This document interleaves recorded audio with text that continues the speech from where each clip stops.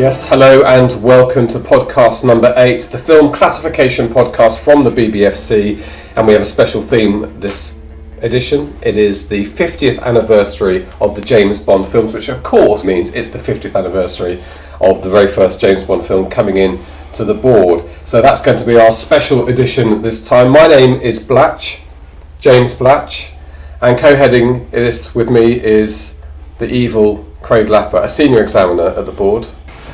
And we mentioned earlier, in terms of films that are coming through our doors at the moment, one very high-profile film is Skyfall. It has been classified by the BBFC, and the first thing that everyone noticed was the fact that it's quite long. It's 144 minutes, and I believe, according to one website, and you probably know if this is true or not, that it's the second longest Bond film after Casino Royale. It is a 12A, which probably won't be a surprise if you follow this world carefully, because 12A is a big commercial category and Bond was probably always going to be headed for that area. Released probably by the time you're listening to this podcast. 007 reporting for duty. Where the hell have you been? Enjoying death. I only have one question. Why not stay dead? There's no shame in saying you've lost a step. I'm your new quartermaster. You must be joking. I want to meet your employer. Be careful what you wish for, Mr. Bond. James Bond. Well, he's back. Bond is back. 007 in Skyfall, hitting cinemas. 12A classification, as we mentioned earlier, for moderate action violence, one use of strong language. A fairly straightforward classification. It wasn't always so, and we are going to go through Bond at the BBFC. We're going to start at the beginning, I guess. Craig Lapper, if we cast our mind back, you're far too young to have been here, but Dr. No, 50 years ago, 105 minutes compared to 144 for Skyfall. Yeah. And right from the beginning, actually, he wasn't straightforward, Bond, was he? No, not at all. Obviously, when you read some of the Ian Fleming novels, which the films bore more of a resemblance to in the early days, it's not hard to imagine that the novels could have been adapted in a way that was quite adult. You know, so some of the descriptions of sex and violence in the books are quite explicit, but it was always important for the producers of the film to avoid the X classification and try to make the films for commercial reasons suitable for a family audience.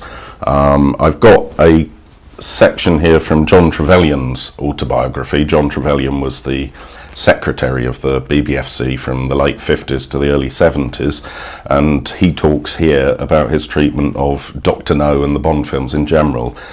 He says, "When we had the first of these films, Dr. No, I had a discussion with Harry Saltzman, and we agreed that since he intended to make a series of these films, so this was as early as Dr. No, we should aim to get them all suitable for the A category, since X certificates will produce as viewing audiences." Then Trevelyan goes on to say, "These films were essentially fantasies, Bond being the Superman of the 60s, who could not only get all the girls to bed without any difficulty, but could escape from any perilous situation, using violence and being quite callous about it, even to the point of joking about it. The agreement resulted in keeping the sex to a reasonable level, but we had some problems with the violence, and in most of the films we asked for some modifications. We were anxious to avoid having anything that was realistic or nasty." And then Trevelyan goes on to comment, "It's of course arguable that by doing this we were encouraging people to avoid facing up to the realities of violence by making them laugh when Bond killed an enemy and made a joke about it." And then he concludes, "However, although I have sympathy with this argument, I think our category decision was right." So if we look back at the early files on the first few James Bond films, such as Dr. No, you'll see that a number of cuts were made in order to ensure that they got the A classification, which basically meant that under 16 should be accompanied by an adult. And looking at Dr. No, you can see there are some cuts for violence, reducing the killing of Dent, a reduction in a fight sequence between Bond and a chauffeur, reducing a sequence in which Bond is beaten up, and also in Dr. No's, slightly more amusingly, the removal of the line, "I'm sure she will amuse the guards," which was actually changed to "the guards will amuse her." So being sexually suggestive. yeah, absolutely. So there was often an attempt to tone down some of the fruitier examples of innuendo in the early Bond films. It's interesting that John Trevelyan, at that early stage, they realised this was going to be what today they'd call a franchise, a major franchise, and they started setting out a consistency. The trim to the line, there is an interesting moment in the history of James Bond where we didn't trim a line of dialogue, we actually extended it. Yes, that's right. There's been occasions in the past, particularly during the 1940s, 1950s, when the board used to look at scripts for advice, and sometimes the board would suggest alternatives to the line that was in the script. So you would occasionally find examples, particularly in British films, where some of the dialogue was actually written by the BBFC, making one wonder whether we should have got a screenwriting credit. Yeah. But in the case of On Her Majesty's Secret Service, which was the one George Lazenby Bond film, the board objected to a line in the film in which Bond says, "I feel a slight stiffness coming on." And the board's solution to this, which was accepted by the producers of the film, was to add "in my shoulder." And if you listen very carefully to the line of dialogue on the film today, you can still hear where that additional piece of dialogue has been added to the film. Yeah, so additional dialogue recording, ADR they call it, and who knew that the editors of that were the BBFC? Just a side note on that subject, Craig, you still do accept scripts occasionally?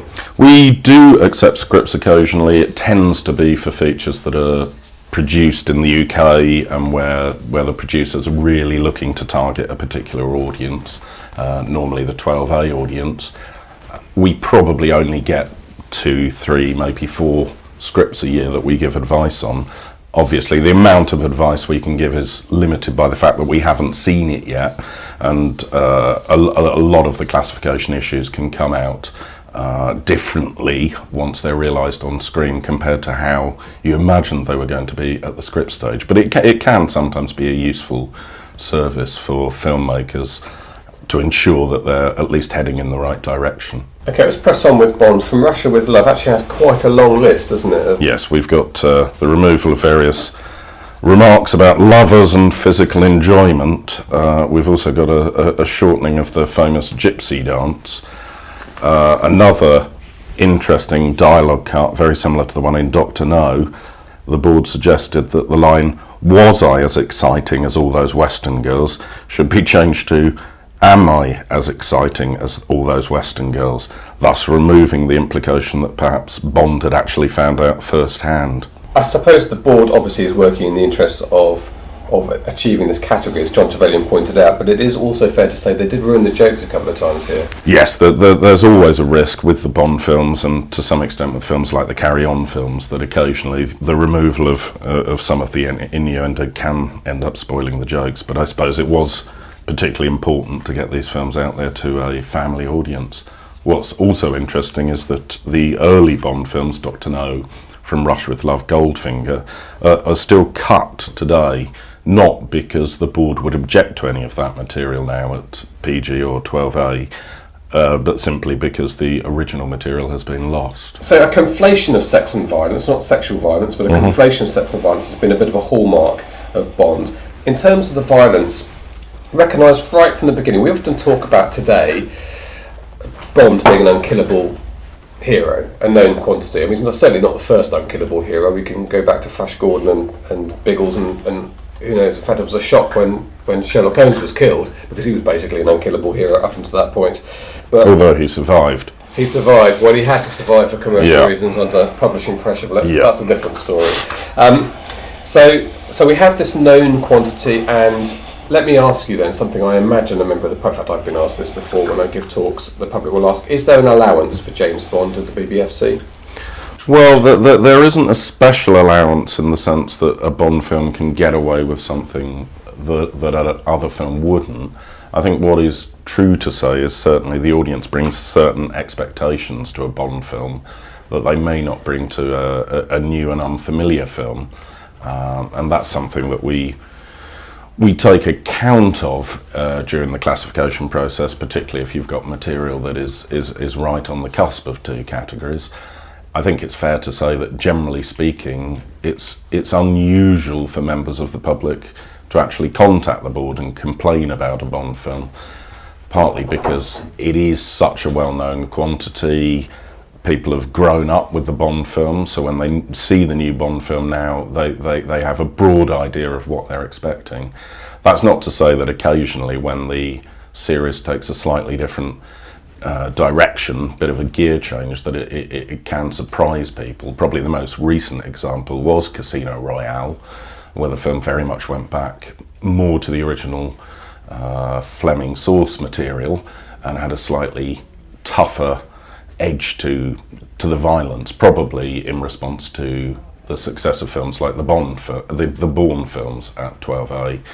But that's not the first time that's happened with Bond. Of course, in 1989 we had the second film featuring Timothy Dalton, Licence to Kill, and that really was a bit of a change compared to what had come before. And surprisingly, when Licence to Kill was first seen by the BBFC, the examiners were divided between whether it should be past 15 or 18. Really? And in the end, a number of cuts were made to the film, to some of the gorier sequences, most notably the sequence with a man's head exploding in the pressure chamber, just to get it down to the 15 level. That was immediately before the board introduced the 12 classification later that year. So there wasn't enough time to cut the film down to the 12 level. That might have been possible in a few months' time when the 12 came in. And that sits as the only Bond at 15? Apart from the forthcoming Blu-ray set of the Bond films, which actually contains a stronger version of Casino Royale, because Casino Royale, we originally made some reductions in the famous torture sequence in order to ensure that it kept at the 12A level, and the Blu-ray of that reinstates part of the material that was originally cut. And I just wanted to dwell on that for a second. I don't want to dwell on James Bond's testicles being tortured, but I want to dwell on the process that led up to that scene being trimmed, because that actually wasn't a formal process, that was an advice process. Can you just explain, as somebody, as a senior examiner who gets involved in the advice process, how that operates? Yeah. Obviously, when you've got major films like the Bond films or any other major series, it's important for the company, not only in the UK but also in the US, to know that they're heading in the right direction for the category that they want. So very often with major releases, they'll be shown to the BBFC before the finished version of the film has been put together. So normally this will involve me and my other senior examining colleague, sometimes accompanied by the director, going to an external screening room to watch the film in an unfinished version. It may be a version that doesn't have opening and closing credits. It may be a version in which not all of the effects are ready yet. And we can give the company an idea of whether they're likely to achieve the category they're after, and if not, what kind of modifications might get it down to the preferred level. So with Casino Royale, as with many of the recent Bond films, senior examiners and the director saw it a month or so in advance of its submission for formal classification. And in the case of Casino Royale, we were rather hoping that they wouldn't include the sequence in the novel that's so notorious, in which James Bond is genitally tortured, but lo and behold, wishing to remain faithful to the novel, the scene was there, probably a lot more discreet than it could have been, and certainly more discreet than the novel, but we did feel that that extended scene of torture went beyond anything that had been seen before in a Bond film at the 12A level. So we did ask for a number of reductions to be made in that sequence to get the 12A. And we did get some complaints about the film subsequently, didn't we? I think partly because it confounded expectations to an extent in being that gear change you referred to. Exactly, yeah. I think although people were used to that level of very unrealistic but quite crunchy violence in films like the Bourne films, they were perhaps not expecting that from a Bond film. So it came as something of a shock to the first viewers, but I think since Casino Royale, Quantum of Solace, which contained a similar style of violence, was less of a surprise. So if you had to pick out a couple of other moments of interest in the way that the board's dealt with Bond over the years, Craig, what would you go for? Well, I think one of the more interesting things is when classifications go the other way to the way they went originally. And recently we were looking at a lot of the Bond films again for the forthcoming Blu-ray set. And this gave us an opportunity to have another look at Diamonds Are Forever, which was a film that was past PG on video long before we had a 12 certificate available. Looking at it today, where we do have the 12 certificate, it seemed quite hard to justify retaining the film at the PG level. I'm not sure if you remember, but there's a sequence very early in the film in which Bond is trying to track somebody down, and there's this slightly farcical sequence where he's asking one person or then the next person where this person he's searching for is, and one of the people he approaches is a woman lying on a beach in her bikini, and of course once she turns round there's the usual banter between her and Bond, and then unexpectedly Bond rips her bikini top off and strangles her with it, which is certainly not the kind of image that you would conventionally expect to see in a PG film nowadays. So we did have a think about this, and of course when you've got films like Diamonds Are Forever that are so well known, you do pay some attention to the fact that it is a known quantity. But the fact is, with Diamonds Are Forever, most people have watched the film on television, and in fact, perhaps unsurprisingly, that sequence is often removed from television. Yeah. So although people might say it's a bit odd to push a film up from PG to 12 after all these years, often what they're remembering is not the full version of the film. So that was an interesting case of a classification being raised. And we should say also, we're talking about lots of cuts and interventions that we've made over the years. Plenty of Bond films went untroubled through the BBFC. Live and Let Die, Spy Who Loved Me, Moonraker, For Your Eyes Only. There's just a few that I can see that had no cuts at all. Something that you get in a lot of Bond films is shadow dancing women. And I can know, because I was a teenage boy for a while when these Bond films were coming out, and I paid particularly close attention to the opening sequence on occasions, that some of them were definitely saucier and closer, nearer in the knuckle than others, weren't they? Yeah, I think there's always a tendency with this kind of thing where you've got an ongoing theme or idea in a series that you'll see how far you can push it next time. And generally speaking, the board took a fairly lenient view of those shadow dancing sequences. But when they got too explicit, by the time we got to, I think it was Octopussy, the board was looking at it just as closely as a lot of teenage boys would be, and did notice that there was some sight of nipples reasonably clearly in one shot during the opening titles of Octopussy, and that was a case where the board had to go back to the producers and say, enough is enough, can you tone this down a bit? So certainly the opening sequence of Octopussy was slightly darkened. Okay, Craig, thank you so much. Your encyclopedic knowledge as ever. We will be back with another podcast in the near future. You can email us if you've got any questions about our work, or you want us to feature anything in particular on the podcast. Our email address is podcast@bbfc.co.uk. Thank you to our editor, Catherine Anderson. I'm James Bratch. He's Craig Lapper. Until next time, goodbye. Goodbye.